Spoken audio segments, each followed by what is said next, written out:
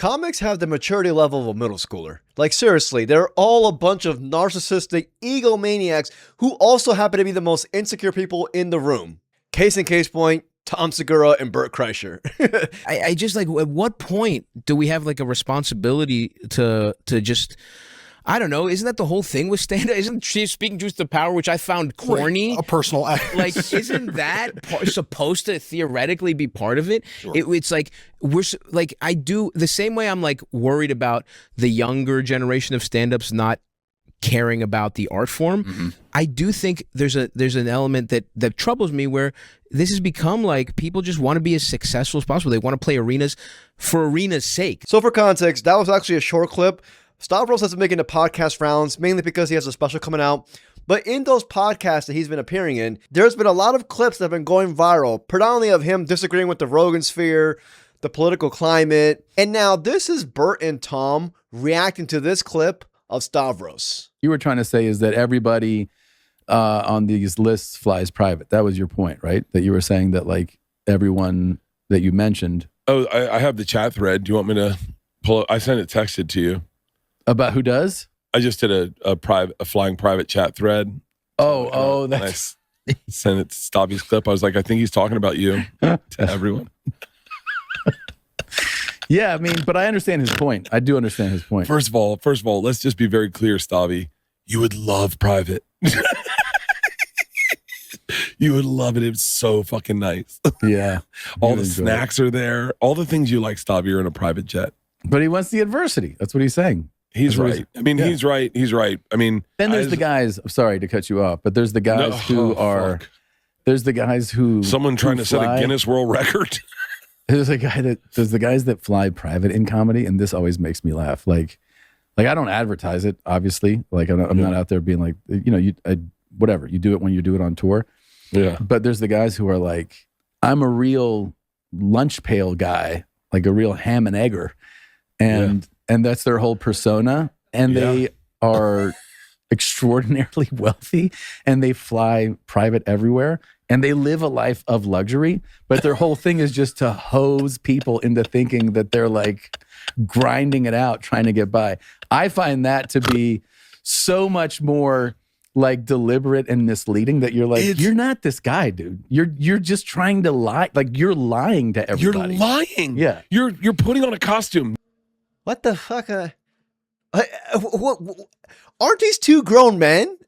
How old is Tom Segura? Hold on. How old is Tommy Segura? Because ain't no way. He's probably like late 40s. This man's 47 years old. Bert Kreischer's in his early 50s.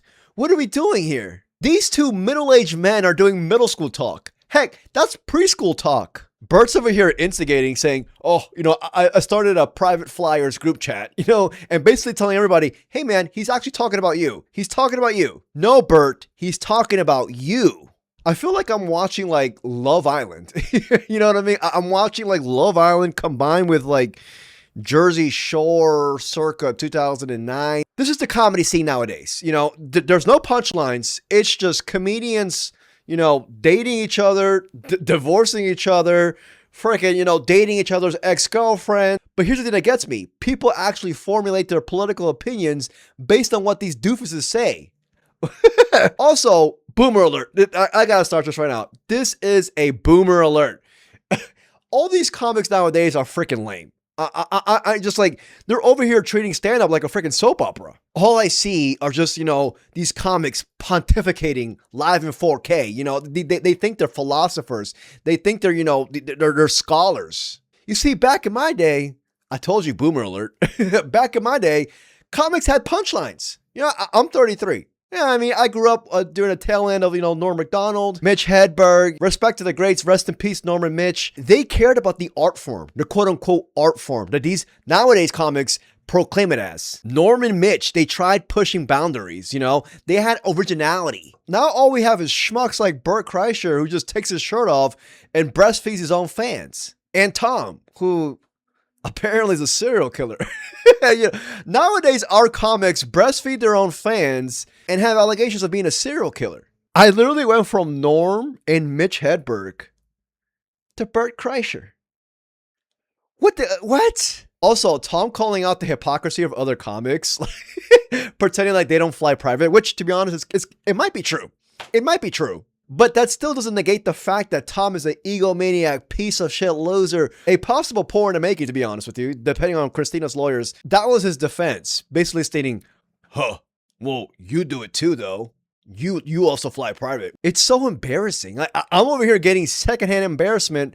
A poor is getting secondhand embarrassment watching these clips. Like, all I see is Bert instigating it, trying to, stoke flame to the fire. Anyways, in this video, we're going to talk about Tom and Bert responding to Stavros Halkias. To be honest, my opinion here, I think all this stems from jealousy.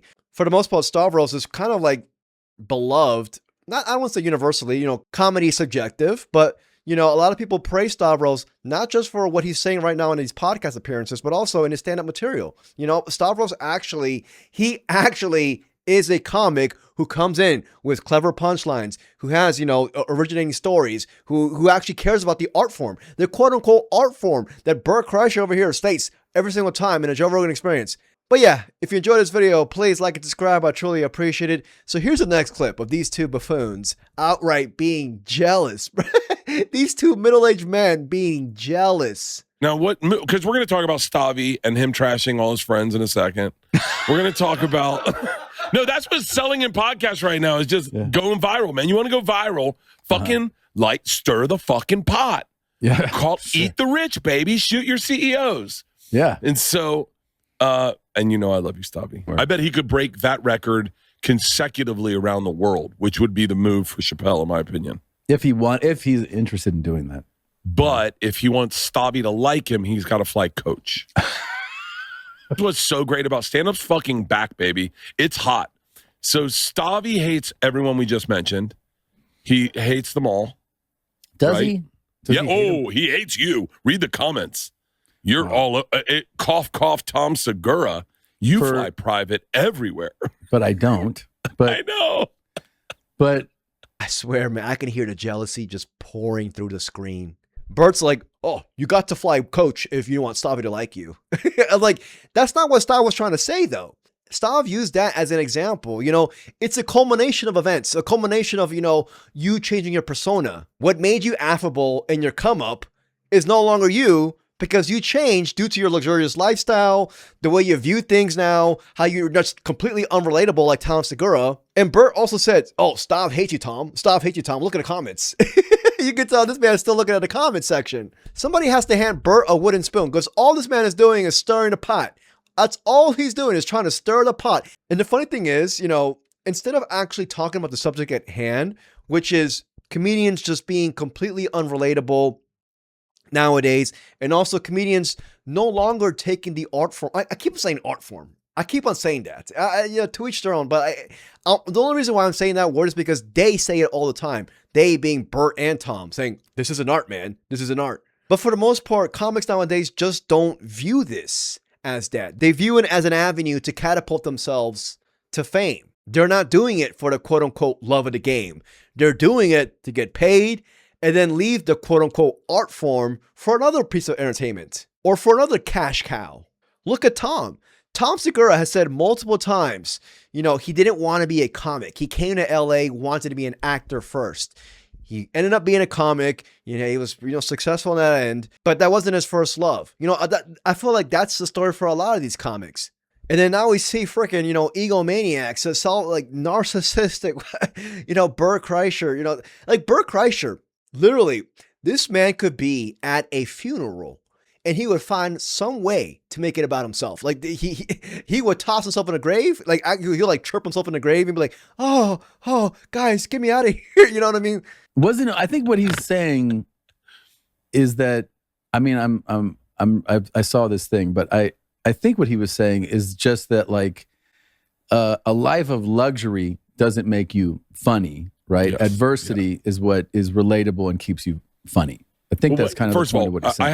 I have to say real quick, I'm busting Stavi's balls. I agree with what he's saying. The truth is, flying private and doing arenas doesn't make you funnier.